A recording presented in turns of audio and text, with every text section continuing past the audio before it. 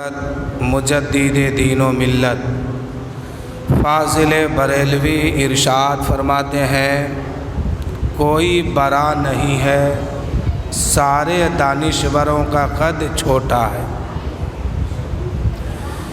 कोई बड़ा नहीं है, सारे दानिश्वरों का कद छोटा है, सबसे आला व औला हमारा नबी। कोई बड़ा नहीं है, सारे दानिश्वरों का कद छोटा है। जिस दीन से दुनिया बनाया गया उस दीन से लेके अब तक, अब से लेके ता क़यामत तक अल्लाह ने अपने महबूब के जैसा किसी को बनाया ही नहीं। अल्लाह ने अपने हबीब के बराबर भी किसी को बनाया ही नहीं। कि कोई बड़ा नहीं है, सारे दानिश्वरों का कद छोटा है, सबसे आला व औला हमारा नबी। और सब चमक वाले उजलों में चमका किए, सब चमक वाले उजलों में चमका किए, अंधे शीशों में चमका हमारा नबी। और कौन देता है देने को मुँह चाहिए।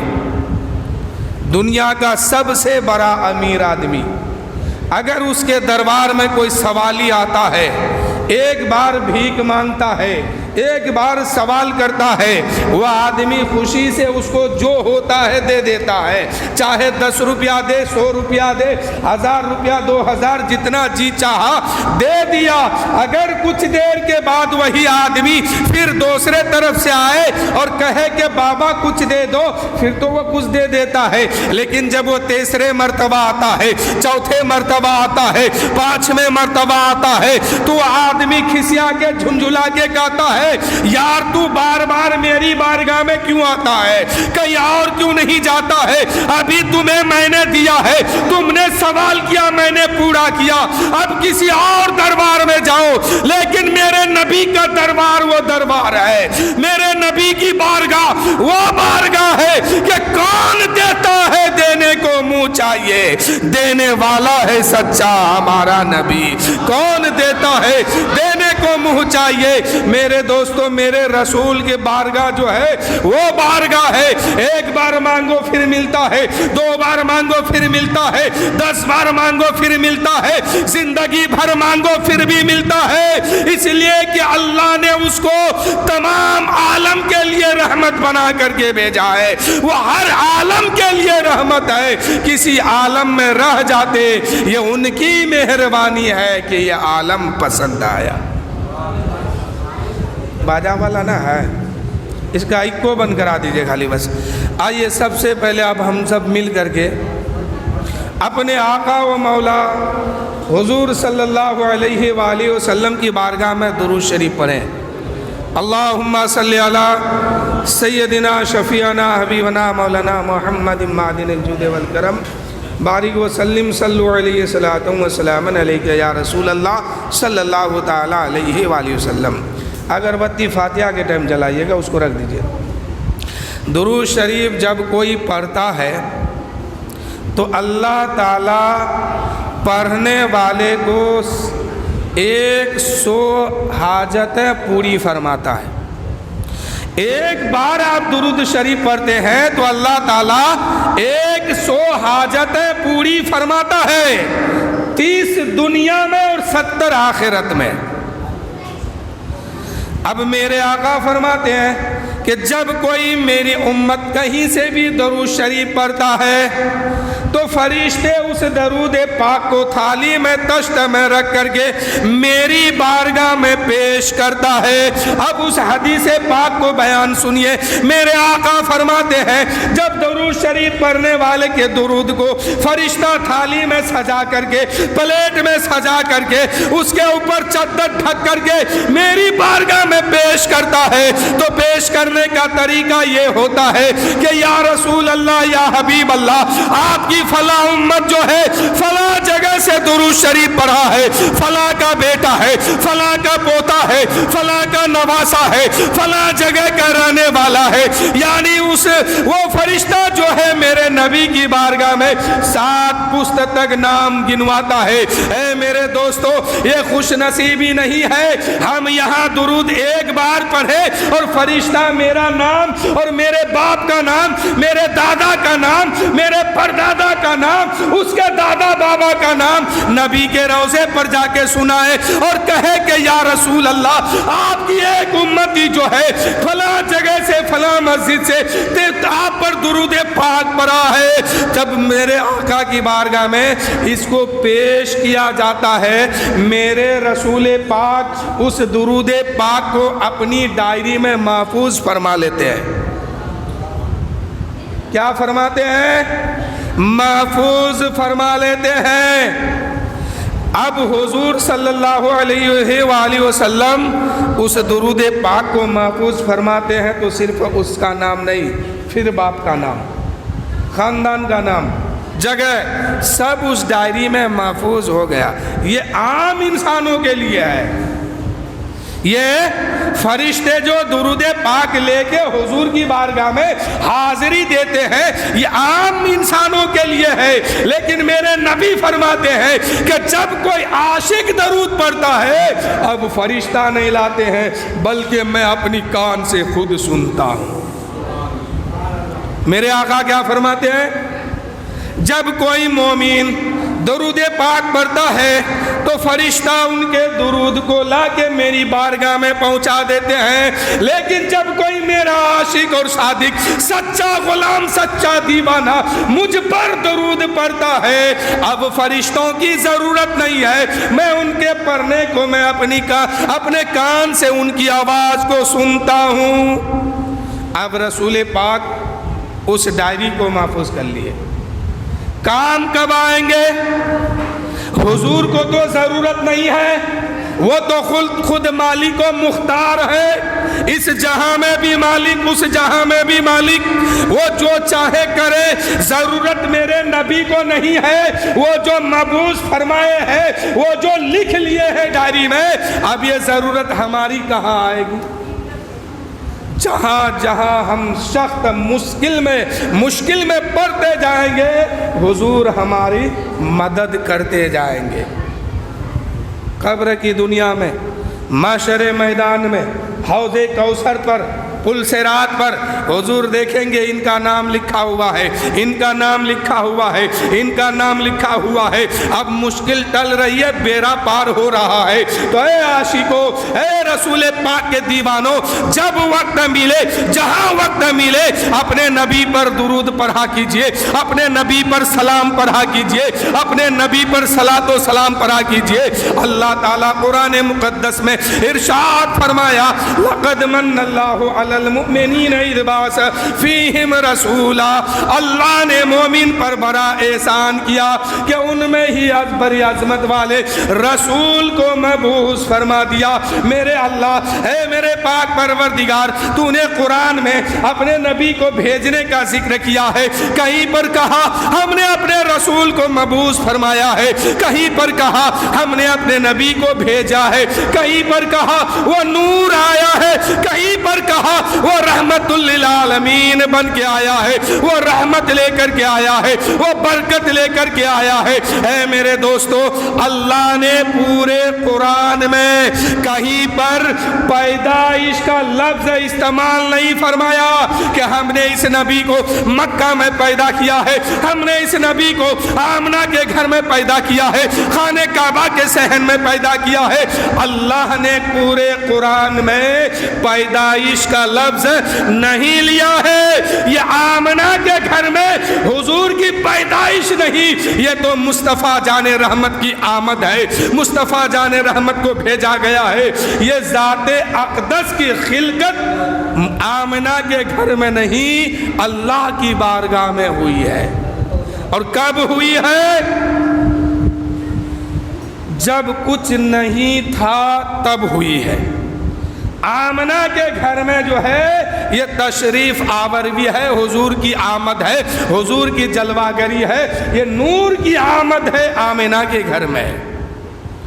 اب حضرت آمنہ جس وقت میرے نبی صلی اللہ علیہ وآلہ وسلم اس دنیا میں تشریف لائے، حضرت آمنہ کا بیان ہے کہ جب یہ نور نظر میرے پیٹ کے اندر تھا، میرے شکم کے اندر تھا، کوئی پتھر اگر نوکیلا ہے اس پر اگر میں پیر رکھ دیتی تھی وہ پتھر مجھے چبھتا نہیں تھا، کہیں پہاڑ پر چڑھتی تھی پہاڑ میرے لیے آسان ہو جاتا تھا، کہیں میں سورج کے سائے میں آتی تھی، سورج میرے سامنے جو ہے سایہ کرتے ہوئے جاتی تھی۔ جب وہ نور نظر کا پیدائش کا وقت قریب آیا، ظہور کا وقت قریب آیا، جب وہ نور نظر دنیا میں تشریف لایا، میں نے چاہا کہ اس نور نظر کا چہرہ تو دیکھ لوں، اس لخت جگر کا چہرہ تو دیکھ لوں جو میرے پیٹ کے اندر تھا، تو اللہ نے برکت اتنی رکھی ہے ذرا ان کی صورت تو دیکھ لوں، ان کی شکل تو دیکھ لوں۔ حضرت آمنہ کہتی ہے کہ جب وہ نور نظر اس دنیا میں تشریف لایا ہے تو میں کیا دیکھتی ہوں کہ وہ نور نظر ایسے ہی نہیں آیا ہے بلکہ سفید لباس کے ساتھ دنیا میں تشریف لایا ہے۔ عام انسان حضرت آدم سے لے کے اب تک، اب سے لے کے تا قیامت تک جو بھی بچہ اس دنیا میں آیا اور جو بھی آنے والے ہیں سب کے سب پیدا کیسے ہوتے ہیں؟ برہنہ، جسم میں کوئی کپڑا نہیں ہوتا ہے، بالکل لنگا پیدا ہوتا ہے، برہنہ پیدا ہوتا ہے، لباس کے ساتھ نہیں آتا ہے۔ میرے نبی کی ماں جان فرماتی ہے، حضرت آمنہ کا بیان ہے کہ جب وہ نور والا اس دنیا میں تشریف لایا، میں نے چاہا کہ اس نور والے کی صورت دیکھ لوں، تو میں کیا دیکھتی ہوں کہ وہ نور والا جو ہے سفید لباس کے ساتھ دنیا میں تشریف لایا ہے۔ میں اس سفید لباس کو دیکھ کر کے حیران تھی کہ اللہ کی بارگاہ سے آواز آتی ہے، اے آمنہ حیران کیوں ہے، پریشان کیوں ہے؟ یہ جو اس لباس کے ساتھ دنیا میں تشریف لایا ہے یہ کوئی عام بچہ نہیں ہے، یہ اللہ کا حبیب ہے، اللہ کا محبوب ہے، اور اس کا رب ان کو جنت سے کپڑا پہنا کر کے بھیجا ہے۔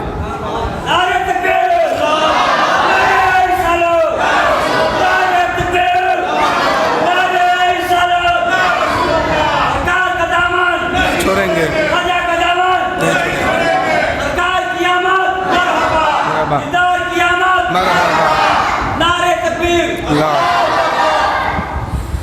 ماں آمنہ کیا فرمائی کہ سفید لباس کے ساتھ دنیا میں تشریف لائے ہیں۔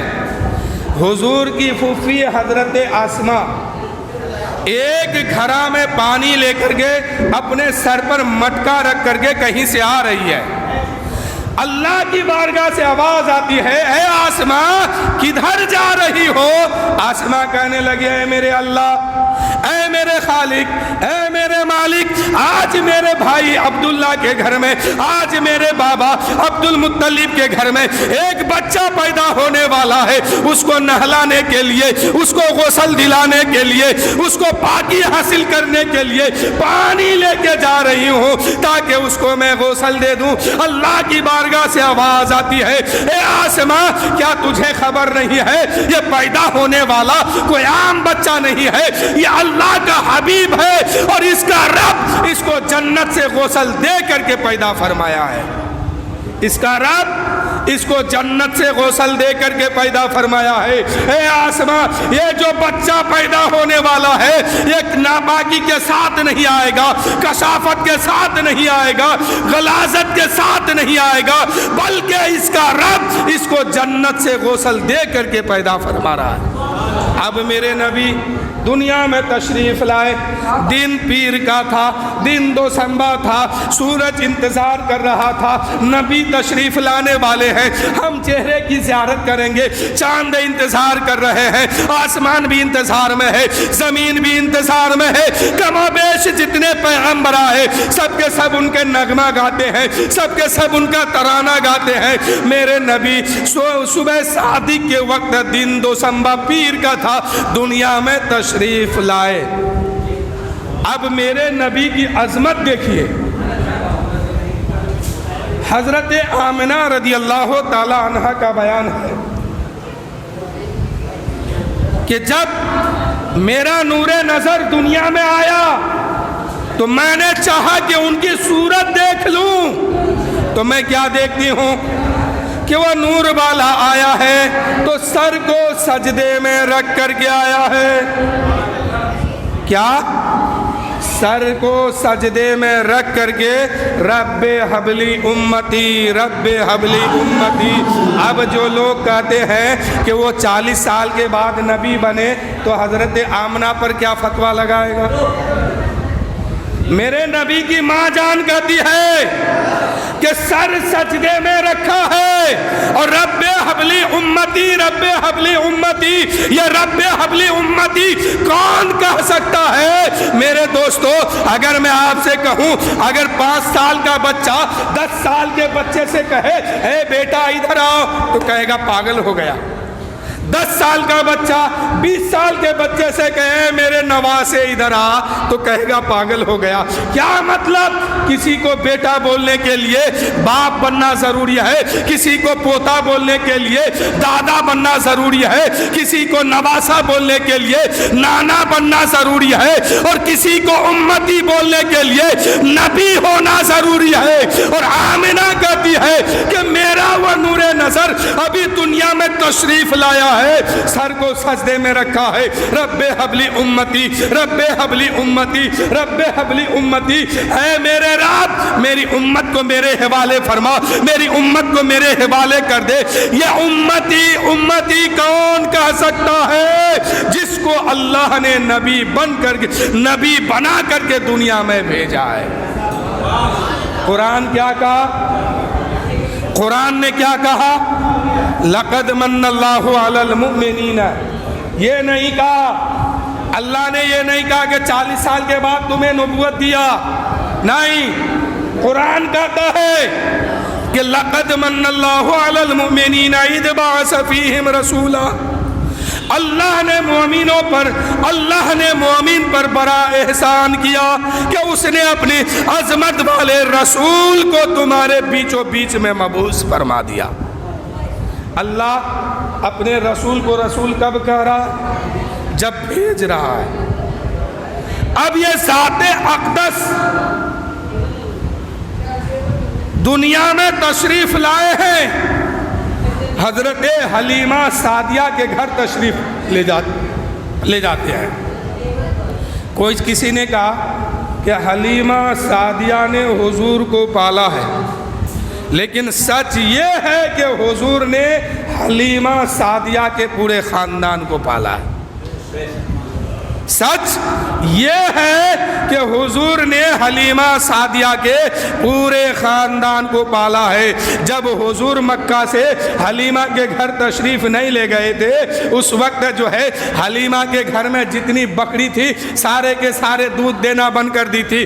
उनके मोहल्ले में जितनी बकरी थी सबके सब दूध देना बंद कर दी थी। उनके मोहल्ले में जितने बच्चे थे सबके सब बीमार होते जाते थे। उनके मोहल्ले में गरीबी छा चुकी थी। लेकिन जब मेरे नबी उस मोहल्ले में कदम रखते हैं, वो बकरी जो दूध देना बंद कर दी थी आज से दूध देना शुरू की है। वो बच्चे जो बीमार होते थे, अल्लाह ने अपने महबूब को जब वहां भेजा, उनके महबूब जब उस जमीन पर कदम रखते हैं, महबूब के कदमों की बरकत से तमाम बच्चों को शिफा मिल जाती है। मेरे दोस्तों, हलीमा सादिया के घर में मेरे नबी तशरीफ फरमा है। बचपन का जमाना है। ایک دن حضرت حلیمہ سعدیہ اپنے اس نور نظر کو جھولے میں کہیے یا اس وقت جس چیز میں بچے کو لٹایا جاتا تھا، ایسے ہی حلیمہ سعدیہ اپنے گھر میں میرے نبی کو آرام کرنے کے لیے لٹا دیا ہے، آرام فرما رہے ہیں۔ حلیمہ سعدیہ اپنے کام میں لگ گئی ہے، اپنے کام میں ملبوس ہو گئی ہے۔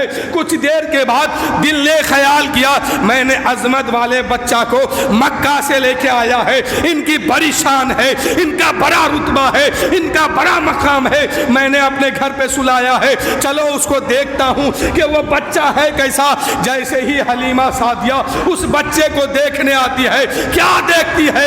وہ بچہ جس کو میں نے مکہ سے لے کے آیا تھا جھولے پہ لیٹا ہے اور وہ مسکرا رہے ہیں، مسکرا رہے ہیں۔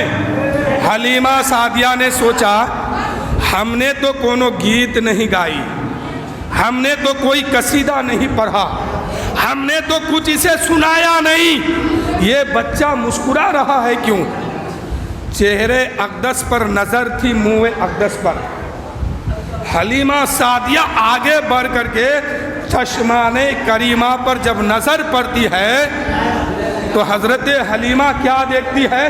میرے نبی کی نظر آسمان کے طرف اٹھی ہے۔ اس وقت حلیمہ کا چھت پھٹا ہوا تھا، حلیمہ دیکھ رہی ہے جھولے میں جو بچہ لیٹا ہے، ان کا ہاتھ کبھی دائیں ہلتا ہے، آسمان کا چاند دائیں جھکتا ہے، ان کا ہاتھ کبھی بائیں ہلتا ہے، آسمان کا چاند بائیں جھکتا ہے، ان کا ہاتھ کبھی پیتانے کے طرف جاتا ہے، آسمان کا چاند ادھر جاتا ہے، ان کا ہاتھ کبھی سرہانے کے طرف جاتا ہے، ان کا ہاتھ جب سرہانے کے طرف جاتا ہے آسمان کا چاند ادھر جاتا ہے۔ اعلیٰ حضرت کہتے ہیں چاند جھک جاتا جدھر انگلی اٹھاتے مہد میں، کیا ہی چلتا تھا اشاروں پر کھلونا نور کا، کیا ہی چلتا تھا اشاروں پر کھلونا نور کا۔ اے میرے دوستو، یہ چاند کیا ہے؟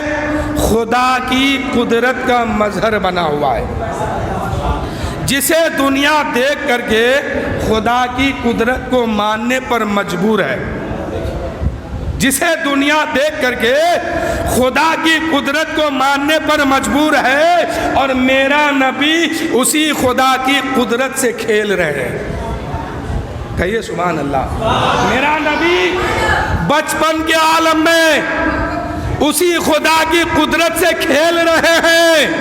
اے میرے دوستو، دنیا میں جتنے بچے ہوئے اور جتنے آنے والے ہیں سب کے سب پلاسٹک کے کھلونے سے کھیلتے ہیں، سب کے سب مٹی کے برتن سے کھیلتے ہیں، لیکن اللہ کا محبوب وہ ہے، اللہ کا رسول وہ ہے، اللہ کا حبیب وہ ہے کہ یہ خدا کی قدرت سے کھیلتے ہیں اور بتا دیتے ہیں کہ چاند جھک جاتا جدھر انگلی اٹھاتے مہد میں۔ میرے نبی کی انگشت مبارک میں اللہ نے یہ طاقت دی کہ اگر آسمان کے طرف اشارہ کر کے چاند سے کہہ دے تو چاند اپنا سینہ چیر دے۔ حبیب یمنی کی خواہش پر میرے نبی نے آسمان پر کہا تھا، کب؟ ایک شخص حبیب یمنی نام کا تھا، اس نے کہا کہ آپ اگر سچ مچ اللہ کا نبی ہیں تو اس چاند کو 2 ٹکڑا کر کے دکھائیے۔ تو حضور نے فرمایا کہ کب؟ تو اس نے کہا دین میں۔ اب دین میں چاند کہاں سے ہوگا؟ چاند کا کام ہے رات میں، سورج کا کام ہے دین میں۔ لیکن ایک بات اور یاد آ رہی ہے کہ حضرت ابراہیم علیہ السلام اور نمرود کا مقابلہ ہوا، نمرود نے اپنے آپ کو خدائی کا دعویٰ کر دیا، حضرت ابراہیم نے کہا، ایک پتھر اٹھایا اور نمرود کے سامنے لے جا کے رکھ دیا اور کہا، اے نمرود، میرا خدا وہ ہے جو سورج کو پورب سے نکالتا ہے، اگر تو خدا ہے تو سورج کو پچھم سے نکال۔ لیکن حضرت ابراہیم جانتے تھے کہ نمرود کبھی نکال نہیں پائے گا، نمرود تو نکالنے نہ سکا، نہ نکال پایا، لیکن مقام الوہیت پر حضرت ابراہیم کی دلیل موجود تھی۔ حضرت ابراہیم کی دلیل کیا ہے کہ اگر تو خدا ہے تو میرا خدا تو سورج کو پورب سے نکالتا ہے، اگر تو خدا ہے تو سورج کو پچھم سے نکال۔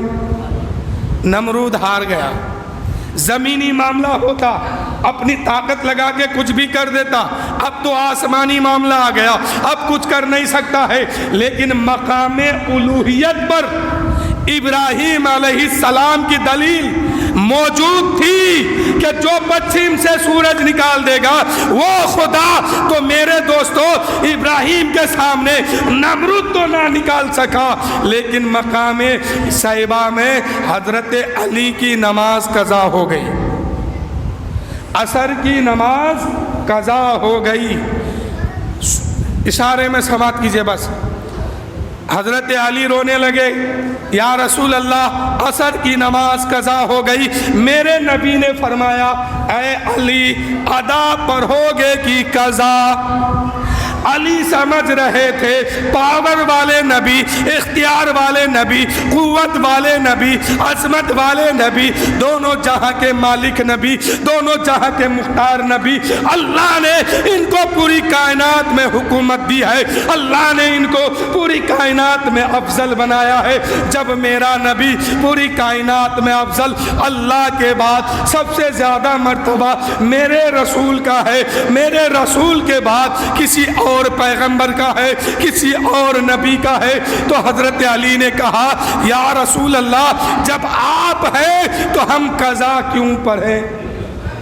علی جانتے تھے، علی سمجھتے تھے کہ قوت والے نبی، عظمت والے نبی میرے سامنے ہے، میرے سامنے ہے۔ صحابہ جانتے تھے یہ جو کہہ دیں گے وہی ہونے والا ہے، یہ جو کہہ دیں گے آج وہی ہوگا۔ تو حضرت علی نے کہا کہ یا رسول اللہ ہم قضا کیوں پڑھیں، ہم تو ادا پڑھیں گے۔ میرے نبی نے انگلی کا اشارہ کیا، وہ جو سورج ڈوب چکا تھا وقت کے حساب سے، لیکن میرے نبی کے اشارے سے وہ ڈوبا ہوا سورج دوبارہ پھر سے نکل آیا، دوبارہ پھر سے نکل آیا۔ اب حضرت علی سے سوال ہوا، اے علی نماز پڑھو۔ علی نماز پڑھ رہے ہیں، سورج موجود ہے، کھسک نہیں رہا ہے، ڈوب نہیں رہا ہے۔ علی سے سورج سے کہا گیا، اے سورج آج تو فطرت کے مطابق نہیں نکلا ہے، معمول کے خلاف کام کیا ہے، دستور کے خلاف کام کیا ہے، روزانہ تو پورب سے نکلتا تھا، آج پچھم سے نکلا ہے، تو ڈوبے گا کب، غروب ہوگا کب؟ تو سورج نے کہا، ہم آج ایک عاشق رسول کے لیے نکالے گئے ہیں، وہ جب تک نماز عصر پڑھ نہیں لیتے ہیں تب تک ہم ڈوبنے والے نہیں ہیں۔ آخر کار سورج ڈوب گیا، عصر کی نماز حضرت علی پڑھ لیے، سورج ڈوب گیا، لیکن نماز بھی ہو گئی، سورج بھی ڈوب گیا۔ مقام الوہیت پر ابراہیم کی دلیل یہاں موجود ہے کہ اگر خدا ہے تو سورج کو پچھم سے نکال۔ نمرود تو نہ نکال سکا، لیکن مصطفیٰ جان رحمت نے نکال کے دکھا دیا۔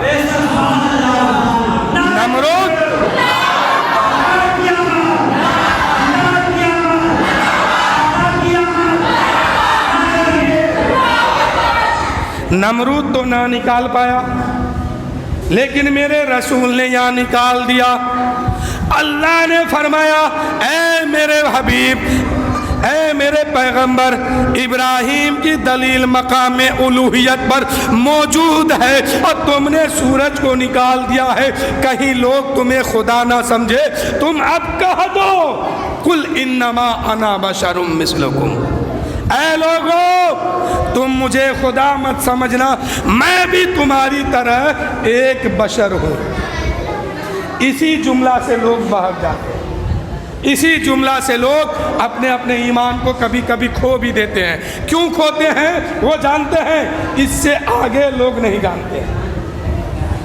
یہاں خدا کہہ رہا کہ محبوب سورج کو آپ نے نکالا ہے تو آپ ہی کہہ دو، قل انما انا بشر، کہ اے محبوب اپنے لوگوں سے کہہ دو اے لوگوں مجھے خدا مت سمجھنا، میں تمہاری طرح ایک بشر ہوں لیکن میں تم سے افضل ہوں، مجھ پر وحی آتی ہے تجھ پر وحی نہیں آتی ہے، میں تم سے افضل ہوں تم سے اعلیٰ ہوں۔ لیکن یہاں تک لوگ نہیں بتاتے ہیں، یہاں تک لوگ نہیں سمجھتے ہیں، بس آدھی آیت کو سمجھ کر کے نبی کی شان میں توہین کر ڈالتے ہیں کہ نبی ہمارے طرح، کسی بھی شکل صورت میں نبی امتی کے طرح کبھی بھی نہیں ہو سکتا ہے۔ اور اللہ نے ہر نبی کو یہ مقام دیا ہے کہ اپنی امت میں وہ سب سے افضل ہو، ہر نبی کو۔ اور میرے نبی کو جب بھیجا تو سب سے امتی میں نہیں بلکہ انبیاء میں سب سے افضل، رسولوں میں سب سے افضل، کائنات میں سب سے افضل، کہ مقام خدا کی عظمت کیا ہے محمد مصطفیٰ جانے، اور مقام مصطفیٰ کیا ہے یہ محمد کا خدا جانے۔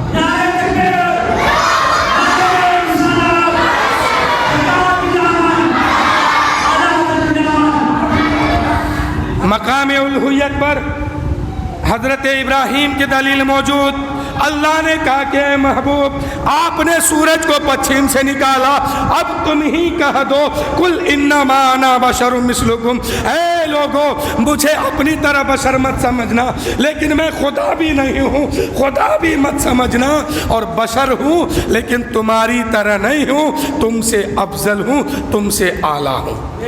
آیت کا مطلب یہ ہے، کنز ایمان کھولیے، تفسیر میں اٹھا کے دیکھیے، اللہ کے رسول فرماتے ہیں اور اس آیت کو نازل کرنے کا یہی مطلب تھا کہ محبوب کہیں تم کو خدا نہ سمجھ لے، کہیں لوگ تمہیں خدا نہ مان لے، اس لیے تم ہی کہہ دو قل انما انا بشر مثلکم، اے لوگو مجھے خدا مت سمجھنا لیکن میں تمہاری طرح ایک بشر ہوں، لیکن تم سے افضل ہوں، تم سے اعلیٰ ہوں، تم پر وحی نہیں، وحی مجھ پر آتی ہے، فرشتہ تیرے پاس نہیں بلکہ خبر لے کے میرے پاس آتا۔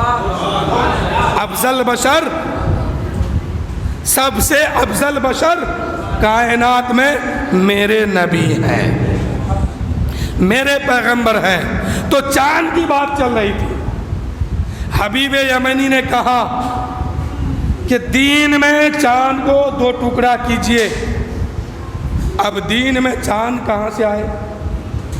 چاند کا کام ہے رات کو آنا، چاند رات میں آتا ہے، لیکن اس کا دعویٰ ہے کہ اگر تم سچ مچ نبی ہو تو چاند کو 2 ٹکڑا کر دو۔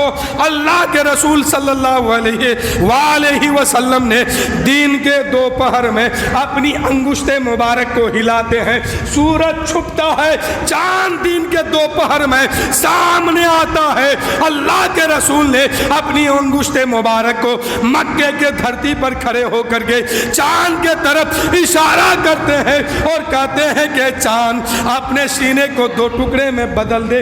چاند 2 ٹکڑے میں بدل جاتا ہے، ایک ٹکڑا مشرق کے طرف، ایک ٹکڑا مغرب کے طرف۔ اللہ کے رسول نے پھر فرمایا اے چاند پھر سے جڑ جا، چاند پھر سے جڑ گیا۔ اللہ کے رسول کی طاقت، زمین پہ کھڑے ہیں، مکے کی دھرتی پر ہیں، کبھی چاند کو ٹکڑا کر رہے ہیں، کبھی سورج کو بلا رہے ہیں، کبھی چاند سے کھیلتے ہیں۔ اللہ نے ساری عظمت رسول کو دے کر کے دنیا میں بھیجا۔ اللہ کہتا ہے کہ لقد جاءکم رسول من انفسکم، کہیں کہتا ہے وما ارسلناک الا رحمۃ للعالمین، کہیں کہتا ہے لقد من اللہ علی المؤمنین اذ بعث فیہم رسولا۔ کیا مطلب؟ اللہ نے ہم سب پر بہت بڑا احسان کیا ہے، بہت بڑا، اس لیے کہ اللہ کے رسول نے، اللہ تعالیٰ نے اپنے رسول کو جو بنایا تو سب کے لیے رحمت، انسان، جنات، فرشتے، جانور، حیوانات، نباتات، سب کے لیے۔ وہ کسی عالم میں رہ جاتے یہ ان کی مہربانی ہے، یہ ان کی مہربانی ہے کہ یہ عالم پسند آیا۔ اگر میرے رسول نہیں آتے تو کھانے کا طریقہ آپ کو کون بتاتا؟ پینے کا طریقہ آپ کہاں سے سیکھتے؟ نماز کہاں سے آپ کو ملتی؟ روزہ کہاں سے ملتا؟ عبادت کہاں سے ملتا؟ حقیقت تو یہ ہے کہ خدا کہاں سے ملتا؟ خدا آج کچھ لوگ کہتا ہے نا کہ اتنے صدی کے بعد حضور کو پتہ نہیں ہے، محشر کے بعد حضور کو پتہ نہیں ہے۔ تو میں کہتا ہوں کہ اللہ کا پتہ آپ کو کس نے دیا؟ اگر حضور کو چھوڑ کے آگے بڑھیں گے، خدا کا پتہ کوئی ملنے والا ہے؟ کہیں سے نہیں۔ اس خدا کا پتہ کس نے دیا؟ یہی رسول نے دیا ہے۔ تو جہاں تک رسول کا علم غیب ہے وہاں تک ہمارا خدا بھی ہے۔ اگر کہیں گے کہ یہاں تک علم غیب اور یہاں سے آگے نہیں، تو وہاں سے آگے پھر اگر دوسرا خدا شروع ہو گیا تب۔ اس لیے کہ اس خدا کا پتہ جو ہے میرے مصطفیٰ نے دیا، اس رسول نے دیا ہے کہ اللہ ایک ہے۔ کس نے کہا؟ اللہ ایک ہے، میں اس کا رسول ہوں۔ کس نے کہا؟ اللہ کے رسول نے فرمایا۔ کلمہ شریف پڑھتے ہیں، کلمہ شریف کیا ہے؟ لا الہ الا اللہ محمد الرسول اللہ صلی اللہ علیہ وسلم۔ لیکن اس کلمہ کے بارے میں جانتے ہیں حقیقت کیا ہے؟ بس اسی کلمہ کی تفسیر سنیے، پھر سلام پر آ جائے گا۔ لا الہ کس نے کہا اور محمد الرسول اللہ کس نے کہا؟ سب سے پہلے اللہ نے اپنے حبیب کو سامنے رکھا، اپنے نور سے ایک نور کا ٹکڑا سامنے رکھا، اس کو کہا محمد الرسول اللہ۔ سب سے پہلے حضور کو محمد الرسول اللہ اللہ نے کہا۔ جب حضور وجد میں آئے، وجود میں آئے، تو کیا کہا؟ لا الہ الا اللہ۔ پھر اللہ نے کہا محمد الرسول اللہ، پھر اللہ نے کہا محمد الرسول اللہ۔ پھر حضور کا نور وجود میں آیا، پھر حضور نے کہا لا الہ الا اللہ۔ یہ معاملہ چلتا رہا۔ تو کلمہ کیا ہے؟ اللہ کی بولی پہلے ہونی چاہیے، رسول کی بولی بعد میں ہونی چاہیے، لیکن کلمہ میں اللہ کی بولی بعد میں ہے، رسول کی بولی پہلے ہے۔ کلمہ میں لا الہ رسول نے کہا، محمد الرسول اللہ اللہ نے کہا۔ اگر یہ کہا جائے کہ اللہ کی بولی ہر جگہ پہلے ہو تو کلمہ کیا ہوگا؟ محمد الرسول اللہ لا الہ الا اللہ۔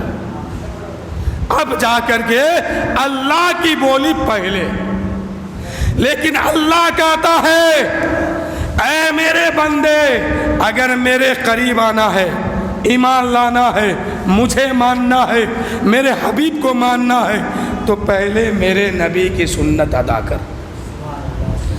اگر ایمان لانا ہے تو پہلے میرے نبی کی سنت ادا کر، اور میرے نبی کی سنت کو ادا کرو گے تب کلمہ پڑھو گے، تب تم مومن کہلاؤ گے، مسلمان کہلاؤ۔ تو کلمہ میں رسول کی بولی اس لیے پہلے ہے کہ لا الہ الا اللہ رسول نے کہا، محمد الرسول اللہ خدا نے کہا۔